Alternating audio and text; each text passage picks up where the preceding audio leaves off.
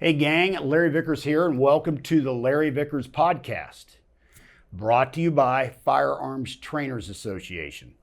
The topic today is something I've had a lot of requests for, whether it's my TV shows back in the day, my YouTube channel, or podcast, it doesn't matter. People want more details on the Delta 1911s that we used back in the day when I was in Delta Force. Got to the unit in 1988. And finished my career in 2003. So I was there for 15 years. And the entire time we used the 1911, 45 ACP, all right, various platforms over the years. When it first started out, they were essentially USGI national match guns that had been modified into combat or tactical guns. They took off the high adjustable sights. They put like a Packmeyer beaver tail on it. If you look in the Vickers guide, 1911 book, which is sold out, but myself and James Rupley, my co-author, in the process of relaunching, hopefully next year in 2021, a 2-volume 1911 set, you'll see some of the unit pistols in there that we were able to highlight. My personal one was a national match gun, had Wilson fixed sights on it. They trimmed the national match front sight, extended thumb safety on it, whether it's a Wilson or a King's, and it had a Packmeyer rubber beaver tail safety and standard U.S. hardball grips. And that was essentially the gun I started with. Shot very well and lasted a long time. The problem with those national match guns is, remember, there was a finite supply of them. And after the unit went through them and rebuilt them and everything, after a while they just ran out of material. They ran out of guns. So they had to go out and source other guns. Long story short, they ended up with Caspian sliding frames, cart barrels, Novak fixed sights, in some cases Bomar adjustable sights. They went with like a Wilson beaver tail grip safety, the Sna Magwell. So they had kind of a configuration that you see right here. Now, this is a gun that I built for another guy I was in Delta with back in the day. I mean, this gun probably dates 15 years, still in fantastic condition. This one's on stainless. This was uncommon. Most of the time when I built these guns, and certainly all the guns in the unit were carbon steel and then essentially with a blackened finish, like Parkerizing or whatnot. This one I built on stainless, and all stainless 1911s, when you build a custom gun on them, they can be difficult because when you fit the tolerances real tight, they have a tendency to gall. Essentially, you have a rough interface or a texturing that appears where stainless comes real close contact of each other. And on guns, it's kind of to be avoided. That's why most of the time now with 1911s, you don't really see people going down the stainless path. You see them with carbon steel guns that they put some kind of a finish on it, whether it be hard chrome or whatnot, to give it a stainless look instead of pure stainless for the slide in the frame, for instance. This was built on a stainless gun, very much in the Delta configuration of the day. Now later on, the guns morphed and changed. For a while there, they would weld in a Picatinny rail for mounting a light, and then even later, they ended up using a dedicated rail on the frame itself. That became a much later one. This is kind of an interim gun. This was a gun in the unit service would have been built on a Caspian sliding frame. We had really good relationships with Springfield Armory. In my case, continues to this day. Dave Williams of the Springfield Custom Shop, friend of mine. Rob Latham, good friend of mine that I actually teach classes with once or twice a year. So we had a great relationship back in the day with Springfield Armory, and that continues to this day. So we would get great prices on Springfields as base guns. So a lot of guys were like, hey, just use a Springfield on my gun. This is a gun that I built. Hence, you can see the LA Vickers custom tag on this side. And like I said, we built it in the unit 1911 template of the day. Novak, competition style rear sight right here. Right here is a dovetail fit rear sight. All right, it didn't require any milling of the slide. Pretty cool sight, and I believe it's still made to this day. I actually had Wilson's on kind of an upgraded version of this sight come up with one. Fits a standard style cut like the Wilson rear sight, the Novak style cut. Pretty cool sight, and this has a lot of historical lineage behind it based on Delta's use of it. And then also dovetail front sight up here. Now, roll pinned in place, and I can tell you why that is. When you shoot these guns a lot, the dovetail front sights, they're like a wedge fit. After a while, come loose. There's just no way around it. It's not a matter of if, it's when. So we ended up not only dovetailing, but they'd be roll pinned in place. The standard sights were black like this, all right? Some guys did have tritium and whatnot, but most guys were running black sights. And the thing is, at night, they needed to see, they would use a white light. That was the theory behind it. During the day, black sights work great. So tritium sights and whatnot were not super common back in the day. Now, of course, you see tritium sights and HD style front sights are much more common, and they're preferable over standard black sights. Now, this one has serrations on top of the slide. This was a custom touch that I would oftentimes add to pistols that guys would have built for themselves personally, but we did not have that in Delta. I think it's cool. I've always liked serrations on top of the slide, but it's something we didn't have on the unit guns. Now you have a match barrel, okay? This is not a cart barrel. I believe this one is a Wilson stainless steel barrel. The cart barrels are chrome moly. Great barrels, they last a long time. They shoot accurate. The only thing is they're chrome moly steel, which means they will rust. You need to be aware of that. If you're a guy that's used like Wilson barrels or Barstow barrels or other stainless barrels out there, and you get used to just treating them like you would treat your lawnmower and never lube them or really get too anal about cleaning them, they can bite you when you go to a cart barrel because they can rust on you. We've seen it. All right. Now, grips. Here's the style grips we really didn't use in Delta. These double diamond are kind of a 1911 classic grip. These are Spiegels, I believe, kind of on the thin side. Really nice grips, but we used all checkered, what we call GI hardball grips. They were all checkered walnut grips available from Harrods. I think Harrods is still in business supplying pistol parts and whatnot, and they supplied the grips that we used. Checkering, we had checkering, 20 LPI checkering on the front strap. This has largely went away because I tell you, this is pretty aggressive stuff. And when you're using a gun for concealed carry and whatnot, this stuff's probably a little bit too aggressive. Remember, in the unit, we were largely using gloves, in many cases flight gloves. So we wanted good bite, especially if it was wet outside or whatnot. We really wanted a good bite to the checkering. When you bare hands, unless your hands are used to it, this checkering can kind of eat you up. That's why you see 25 LPI checkering, 30 LPI checkering now is much more the norm on the front strap and even the back strap. All right, now this is an Sna Magwell, which was the norm back in the day. Still made, still good Magwell, but there are higher quality options available. Wilson makes a really good one. Stan Chen makes a dynamite one. Both of them are machined out of bar stock, and they're far superior to the Sna. So if you're looking to go this route, all right, I would recommend going with either the Wilson product, which is a one-piece mainspring housing Magwell, or the Stan Chen one, which is fantastic. Either one of them are top-notch pieces of kit. Sna is still functional. If you want a historic retro piece to build a gun along this line, certainly you want to go with an Sna, but if you want something that's kind of up-to-date, I would go with either the Wilson or the Stan Chen. Beaver Tail was a Wilson, which has always been one of my favorites. Was back then, still is to this day. The hammer is a Wilson, all right? Great piece of kit. The unit actually used Ed Brown hammers. The guns they had on this vintage gun had an Ed Brown hammer, which is fine. They're fine, but I always preferred many Wilson parts from back in the day. So generally stuff like hammers, grip safeties and whatnot, I would use Wilson. All right, now thumb safety on this is a King's. The unit used a variety. Ambi safety-wise, they used a Wilson. Thumb safety-wise, they might have used a Brown, they might have used a Wilson, they might have used a variety ones. There was never any hard and fast rule on the thumb safety that they use. This is a King's. I don't believe it King's is in business anymore, which is kind of sad. This is a classic thumb safety, really cool. I know one thing, Stan Chen, in addition to making his excellent Magwell, also makes an excellent thumb safety as well. Wilson makes some great stuff, don't get me wrong. Some of their stuff is dynamite. Stan Chen is kind of focused in on, he builds custom guns as well, but he's really dialed in on his Magwell and his thumb safety, both of which are great pieces of kit. So this is a King's, which is pretty standard for what the unit had back in the day. Slide stop was standard. We really didn't get too much into the realm of the extended slide stops. A few guys would want them, but by and large, a standard slide stop is what you want. If you know how to reload your pistol, you're going to do it as a right-handed shooter with your support hand thumb. So you're going to come up with your support hand thumb and hit the slide stop. You don't need an extended one.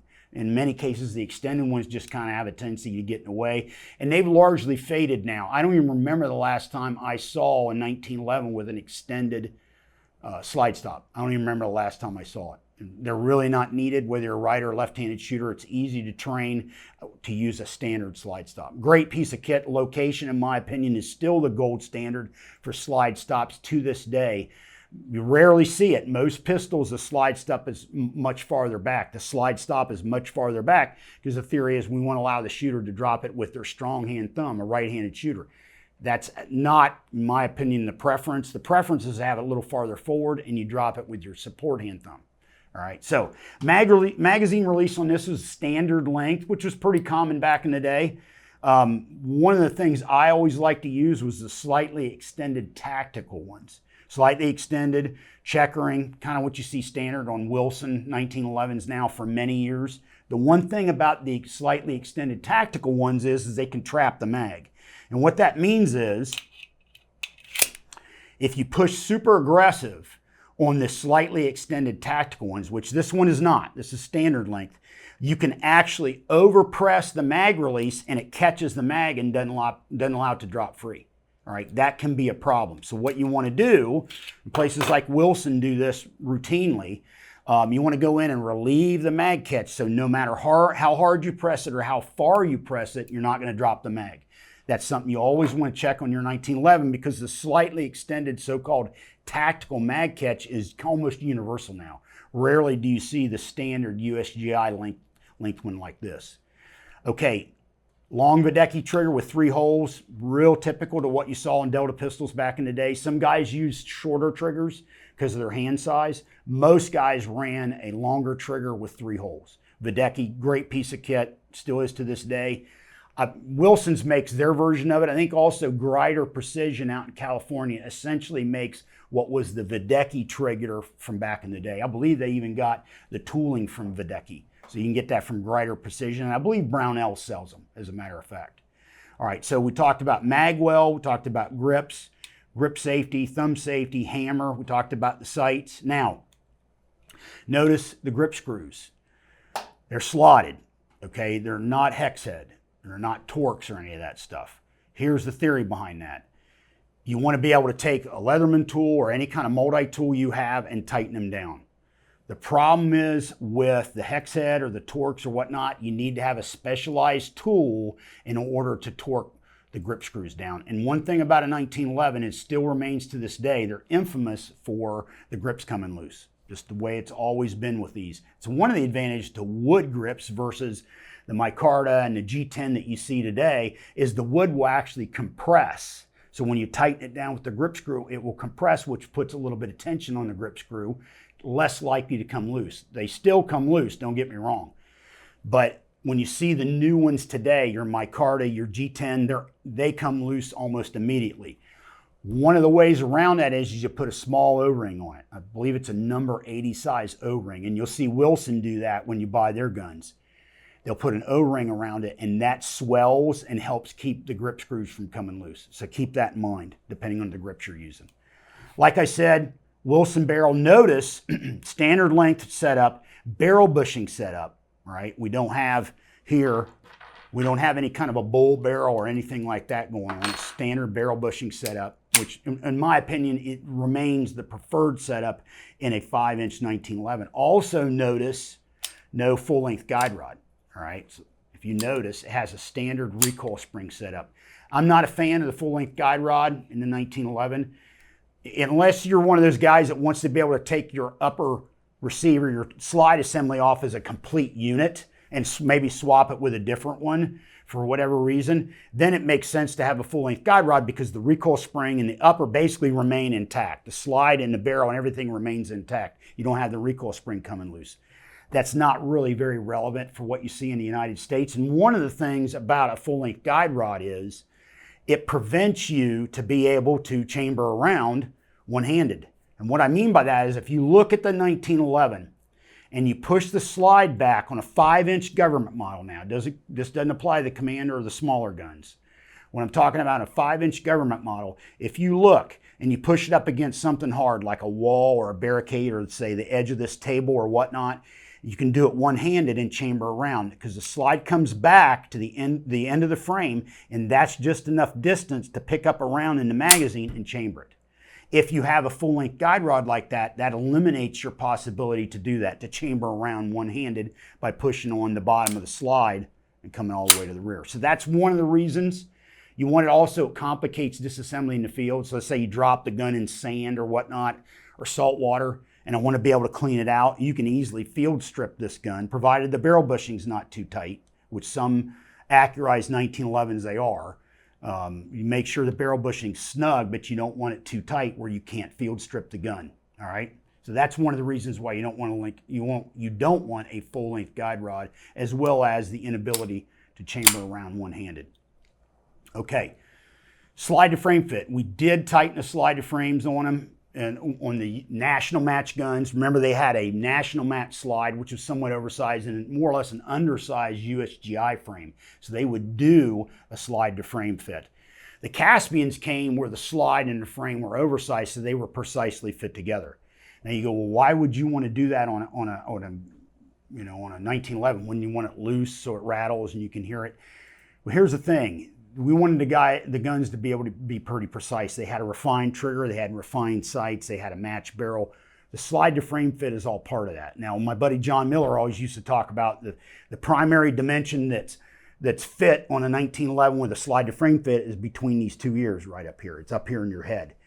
That's true, but one thing is a good slide to frame fit does have a difference in how the gun handles or how it feels when you shoot it. Because what happens is, when you shoot a standard 1911, let's say a USGI World War II 1911, you fire the gun. Remember that slide's kind of doing this and back and forth, right? Just nature of the beast, because it's real loose, you can rattle them, all right? And it's done on purpose that way. If it gets dirt or debris or it's not well lubed or sand inside, theory is it's going to have enough room to work itself past that debris and the gun will function. I'm going to hit that here in 1 second.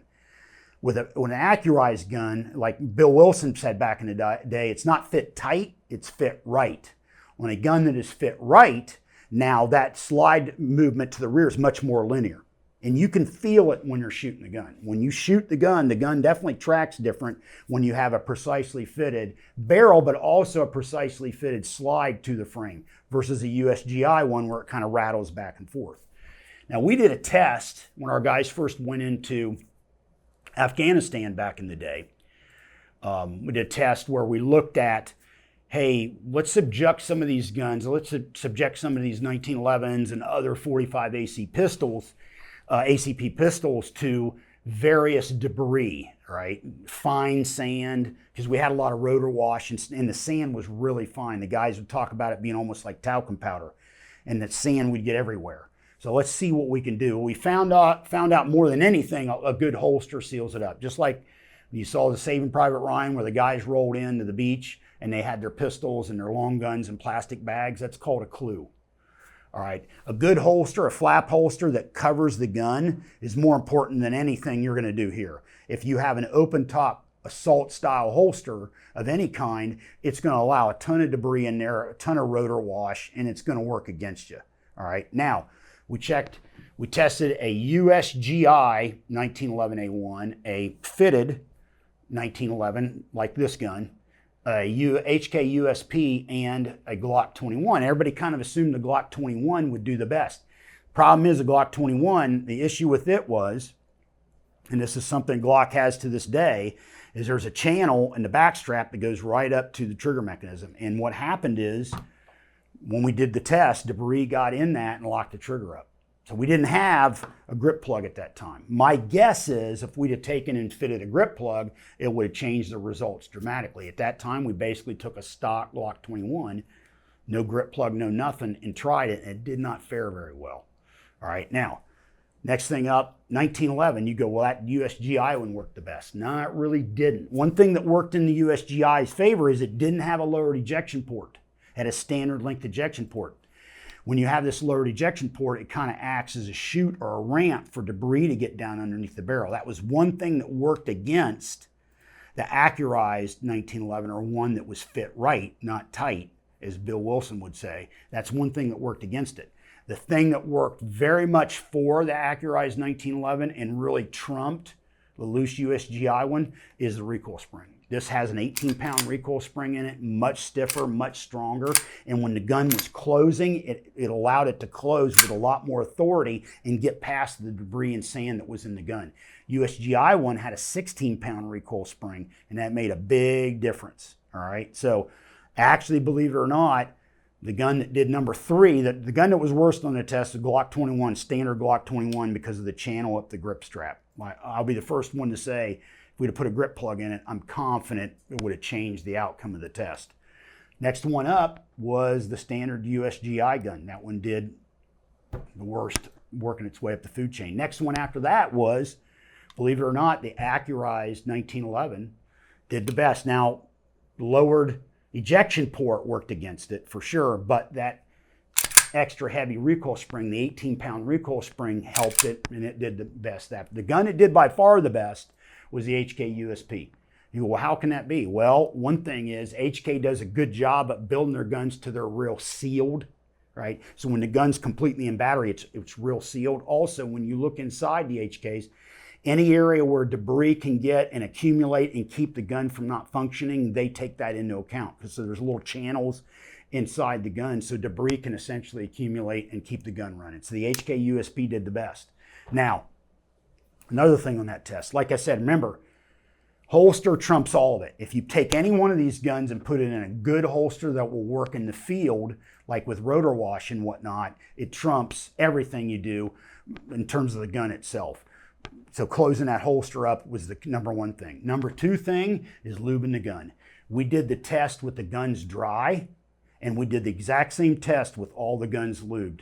And all the guns did dramatically better when they were lubricated. So anybody ever tells you that thing that in sandy or desert environments you want the gun to be dry, that's dead ass wrong. Okay, that is 100% wrong. Any firearm is going to work better in that sandy, dusty environment when it's lubricated versus dry. And we saw, I knew that before I went into the test because I'd seen that movie before with guns like the M4 or belt feds like the Mag 58 or the M249 SAW. I knew lubing the gun, it's always better than running the gun dry. I've never been a guy that subscribed to that. And we saw the exact same results when we did that sand test with the pistols. So the results of the pistols, the Glock, the USGI M1911 A1 rack grade World War II era gun, the Accurized National Match Style Delta 1911 A1, and the HK USP, all in 45 ACP. The results were the same whether we ran the guns dry or lubed. Right, HK USP was tops. Second was the Accurized 1911. Third was the rack grade USGI 1911. And last was the Glock 21. Once again, because of the channel in the grip, backstrap of the grip all the way to the trigger mechanism. Pretty informative test. We only ran it once, passing along the information to the guys that were deployed about, hey, figure out a way that you can kind of seal the gun in the holster, and that'll make all the difference in the world, and make sure you lube the gun. So anyway, bottom line is when you take care of these guns and you lube them, they work great. Here's one of the things about guns like this. There was a learning curve back in the day, we're talking about decades ago, about how to make them accurate. That's long since been perfected. We know exactly what we're doing to a T to make this gun accurate. Put a good quality barrel in it, make sure it locks up uniformly. Barrel hood bottom lugs also appear in the barrel bushing area and locks up uniformly to the slide. Also make sure you have minimal play in the slide. Now that doesn't really affect inherent accuracy because remember the slide locks up repeatedly and uniformly with the barrel and the sights. So the slide to frame fit isn't really as much about accuracy as it is about the way the gun handles or the way the gun feels during recoil. But all that stuff's been long since perfected. And that's why you see rack grade guns like Kimbers, Springfield Armories, Dan Wessons, Colts, and whatnot. They're coming out $800, $1,000, $1,200 and whatnot, and they shoot fantastic. I mean, we're talking about production guns that they make hundreds of a month, and in some cases even thousands, and the guns shoot great because that stuff has been sorted out a long time ago. Now, a couple things though. Remember, this is a gun that's over 100 years old. And when it was designed, there were components that need to be hand-fitted, and they need to be hand-fitted to this day. Almost anything on the gun may need to be hand-fitted. The grips, you name it. There's three things you remember, this is a 1911. There's three things you always need to assume that are going to need to be hand fitted, that they will not work right out of the box or right out of the packaging and drop them into the gun. That's your assumption. Thumb safety, extractor, and grip safety. Those three components that I would automatically assume when I get a 1911, they're going to have to be hand fitted. Like I said, there's other components like an oversized match barrel, of course, is going to need to be hand fitted, your sights and stuff like that, trigger. But those three components, chances are almost guaranteed they're not going to drop in. Thumb safety, hammer, grip safety. Excuse me, my mistake there. Thumb safety, extractor, grip safety. All right, now let's talk about grip size real quick.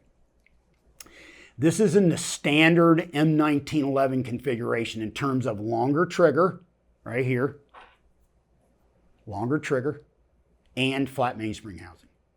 Now, one of the things they did with the 1911A1 is they added an arch to the back strap here, basically the mainspring housing down here. And they also scalloped the sides of the frame right here to allow better access to the trigger, right? And then they also shortened the trigger. And the theory behind that was the gun pointed higher, allowed guys to have a better grip. My buddy Ken Hackathorn brought up a good point. The guys were throwing shots low, not because of how the gun pointed, because they were snatching the trigger. So what you see now as time has went on, this gun is carried over for a number of years, decades now. They carried over the M1911A1 scallops behind the trigger here on the side of the frame because that was a universally praised op. I mean, that was definitely superior to the way it was set up with the 1911. But they went back to the 1911 longer trigger and flat mainspring housing. Now, what I've seen is over time, the long trigger has become almost long plus or extra long, all right? And that can be a problem for people with smaller hands. Also can be a problem for guys running gloves because by modern pistol standards, this trigger guard is not real big. When you compare it to something like a Glock, HK USP and whatnot, it's really not that big of a trigger guard. So if you're running gloves and the trigger length becomes longer, then you can run into a problem. So here's my theory on that. You're running a gun, you're better off on the gun being a little bit too small for your hand than the gun being too big. All right, so if you pick up a 1911 or anything and you have the ability to maybe, if instead you go, yeah, I'd like to adjust the grip, err on the smaller side versus the bigger side. All right, now, trigger on these guns with the unit was generally about 4.5 pounds. You know, oh my God, that's a heavy trigger for competition use. Now, what you need, number one, we wanted the components to be rock solid. The US GI guns of World War II fame, most of those triggers were somewhere between 5 and 7 pounds, with 6 pounds probably being pretty typical. That makes them much more difficult to shoot because you're talking about a gun that's a little over 2 pounds loaded here. All right, 2.5 pounds loaded, and now I've got a 6-pound trigger, so I'm exerting almost 3 times the actual physical loaded weight of the gun on the trigger to make it go bang. So you're at a leverage disadvantage by 3 to 1, roughly. If I make it a 4 or 4.5 pound trigger, my leverage disadvantage now is about a 2 to 1, which is much more favorable. And you go, well, how about a 1 to 1 ratio? Let's make it a 2.5 pound trigger with a 2.5 pound gun. Here's the problem. Under conditions of stress, a 4 pound, we're talking about like fast roping into an objective and there's bad guys there that want to kill you. That's called stress. A 4 pound trigger is going to feel like a 2 pound trigger because your fine motor skills are going to be deteriorated. So if you pick up a pistol with a 2 pound trigger and take the slack out, you're going to be launching around downrange before you want to. That's why that 4 and 4.5 pound trigger is about ideal. Here's what I tell people. 1911, ideally, you really don't want to trigger any lighter than 3.5 pounds and really don't want to trigger any heavier than about 4.5. Because if you get up into the 5 pound, 5.5 pound triggers on these, they become much more difficult to shoot.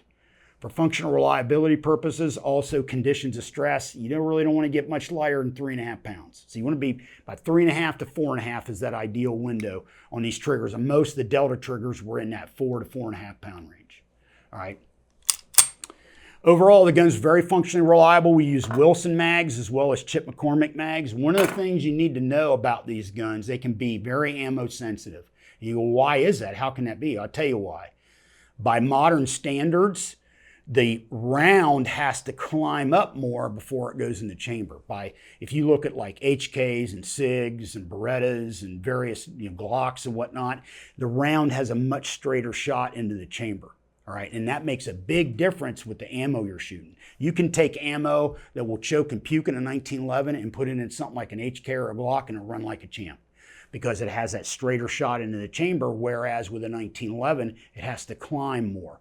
And that makes overall length and the ogive of the projectile critical because that depends how far it's got to go forward before it hits the feed ramp and then skips up into the chamber. If it's got to go farther forward, now that rise or that's the way the angle of attack is much more vertical now. So these can be very ammo sensitive by current standards. My recommendation on any 1911, you want to find ammo, try different ammo by all means, but you want to find ammo that works in your gun and magazines that works in your gun, and you need to stick to that. Don't really get too far off the beaten path with your mags or your ammo, or you're going to run into problems. The other thing is, by modern standards, 1911 has to be lubed. We live in a world of Glocks now, and people, generally your average guy buying a Glock, you talk about lubing it, they don't even know what you're talking about. Their idea of shooting a Glock is put ammo in it, pull the trigger. They don't even think about lubing it. It's like my buddy Ken Hackathorn says, if you treat your guns like you treat your lawnmower, buy a Glock. Well, now that's the norm. Back in the day, the 1911 was the norm, and then you had guys venturing off into other platforms such as the Browning High Power and whatnot. And they knew we had to lubricate these guns. They had to be lubed to work.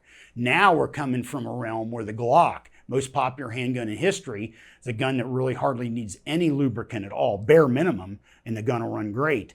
Now you're going to this gun that requires lubricant. And that's why I see shooters shooting a 1911 in my classes. It's not uncommon to see them with issues with the guns, and almost inevitably the guns are bone dry. It's amazing when you lube firearms in general, auto-loading firearms in general. I've seen lube fix problems that just doesn't make any sense, like Faraday extract or some other stuff that's going on with the gun that you go, there's no way lube's going to fix that. Well, it does in some cases because of friction. Remember, lack of lubricant increases friction, and we know friction could cause problems with any mechanical object. You lube it, friction reduced, now the gun works great. I've seen it. All right, so remember, 1911 is a gun you have to lube. I hope you got something out of this. The 1911 was used not only in military service, but in Delta service for a very long time, used well. And you see a lot of the older guys, like myself, still have a soft spot for this gun. I'm the first one to tell you it's an enthusiast gun now. It is a gun that you see guys, they may cut their teeth on a Glock or say a P320 or something, but after a while, and they shoot a lot, they go, I want to check that 1911 thing out. And then after a while, you go, wow, I like how thin it feels. I like the trigger. I like how accurate it is, and they kind of migrate in that direction. Very understandable. In my opinion, everybody needs to have a 1911. It's like my buddy Hackathorn says, it's a piece of Americana, most famous handgun in American history by far. There's nothing even close. So you need to have one of these in your collection. You need to know how to use it. Great piece of kit. Like I said, an enthusiast gun isn't really the gun you want to hand to guys in the military now, by and large, and issue it as a service weapon. It kind of requires too much maintenance for that, or in law enforcement. But individuals who are serious gun guys and know how to maintain them, know how to keep them running, know how to shoot them, good piece of kit. All right, as far as where the guns came from, like I said initially, back in the day, you had USGI National Match Guns, and who worked on them were guys in the arms room. All right, guys in the arms room would get them, the USGI National Match Guns. They'd trim down the front sight. They'd get rid of the adjustable rear. They put on like a Wilson fixed sight, Packmeyer beaver tail, which was just a slide on, extended thumb safety, a tactical or combat thumb safety, not a big deal to fit that. Flat mainspring housing, which the USGI National Match Guns already came with. And they really didn't have much of a Magwell, if any at all. And they also already had checkering on them. Remember, that was a national match modification for the guns back in the day, and that was kind of how they used them. Now, more or less, the gun I got issued when I went to OTC in 1988, that was the gun I got issued, all right? And if you look at the Vickers Guide 1911 book, you'll see pictures of that gun in the book, OTC 1911. Now, as time went on and those guns started to go away, all right, now they did rebuild those guns at different times and upgrade them. You saw some with beaver tails and with Novak style sights and whatnot. And they were national match guns, but they were kind of brought up to current specifications. After a while, those guns went away. They just broke. They ran out of them. So then they started using Caspian sliding frames, and there was a government agency up in Kentucky that had a handful of gunsmiths that had a contract to build the guns to the government spec. They built them to Delta spec on Caspian slides and frames, Novak sights, in many cases Wilson or Ed Brown beaver tails, Parkerized finish, hardball grips. All right, they have a long Wadecki match trigger, cart barrel. Basically this style gun with very few changes like the grips and no serrations on top, essentially in a carbon steel Parkerized finish. And that's what this gun essentially was what it is. As time went on, those guns started to run out. Remember back in the day during their peak, the unit would shoot over 1 million rounds of 45 ACP, and almost all of it through 1911A1 pistols. We're talking about by far the most use of 45 ACP ammo anywhere in the world. So as you can imagine, after a while, the guns wear out and they break. So they needed to replace them. And I was good friends with the guys in the arms room. I'd go in and talk to the guys, and we'd talk guns and whatnot. And they asked my recommendation, where would you go to get new guns built? We have to get new guns built. Those second gen Delta guns, if you will, if you want to call them that were built on Caspian slides and frames, they had an interim variant where they welded on a piece of Picatinny rail at the bottom here. I believe it was a piece of Picatinny rail Caspian made, and they'd weld it on. I think Caspian still makes it to this day. And then guys would attach a light to it, and that became an interim fix. Well, these new guns that they wanted to have built, they wanted an integral light rail. All right, they didn't want to have to weld anything. They wanted already integral, single stack 45 ACP. And I said, why don't we have a great relationship with Springfield Armory? Why do we call a Springfield Armory custom shop? And they go, well, we want to use Caspian slide frames, and we're not going to use Springfield. And I go, that doesn't matter. They'll build the guns the way you want. Absolutely. You go, really? I go, yeah. So I hooked up the arms room with Dave Williams, Rob Latham, which we already knew Rob very well, and put him in touch. And basically Dave Williams and the custom shop did a fantastic gun. You can see that exact gun they built for the unit in the Vickers Guide 1911 book. It was kind of the last iteration of the 45 ACP 1911 pistols that the unit used, and in many ways the best. They did a great job with them, and Dave Williams' relationship with Delta continues as far as I know to this day. They became friends. Springfield really did a bang-up job on it. They didn't mind building it on Caspian sliding frames. They go, hey, we can save you a ton of money if you build it on our sliding frame. And I go, I hear that, but you got to remember, they're coming from a position, they know how to keep the Caspian components going. The Caspian components have been tough as nails. Cast frame, machine billet slide, and I never saw one of the frames crack. I mean, the Caspian frames are absolutely as tough as nails. So they wanted to stick with what they knew. All right, they wanted to stick with how the stuff they knew they could keep running and that lasted a long time. So that's why they wanted to stay with the Caspian sliding frame, cart barrel and whatnot. Springfield built the guns, did a great job. And like I said, check out the Vickers Guide 1911 book. Currently sold out, but like I said, James Rupley and myself are giving it a facelift, and we're going to break it into 2 volumes, hopefully for release in 2021. And the guns I'm talking about, the Delta guns I'm talking about, are going to be in that book. Now, where did Delta go after the single stack 45 ACP 1911? They essentially went to 40 Smith & Wesson with 2 options. They went Glock 22 and they went STI 2011 in 40 Smith & Wesson. That was the direction they went. Here's the problem. The STIs of that era, all right, the STIs of that era were essentially competition guns. They're not duty guns. And the unit tried to apply them as a duty gun, and it did not work out well at all. They had issues with them. STI had to come up and try to repair the guns. It just did not work out. As a matter of fact, the unit ended up sending the guns back and saying, hey, we want our money back. These guns don't work. So then the unit kind of went with the Glock 21, which many guys were like, well, that was the intent from the start.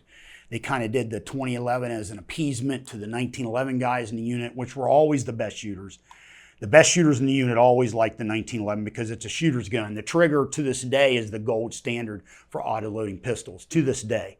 Nothing else out there has a trigger. It's as consistently as good pistol to pistol to pistol as a 1911.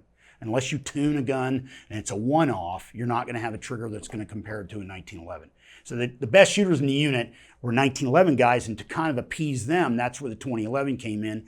Like I said, did not work out well because it was basically a competition pistol they were trying to use as a duty gun. So end up the Glock 22 became across the board. And like I said, many guys felt like that was the plan from the start. Well, who knows? STI is now reinvented themselves, which is going to be to staccato. That'll be a subject for another podcast. But that's the direction they went with, away from the 45 ACP single stack 1911. They went to Glock 22 in 40 Smith & Wesson and the STI in 40 Smith & Wesson.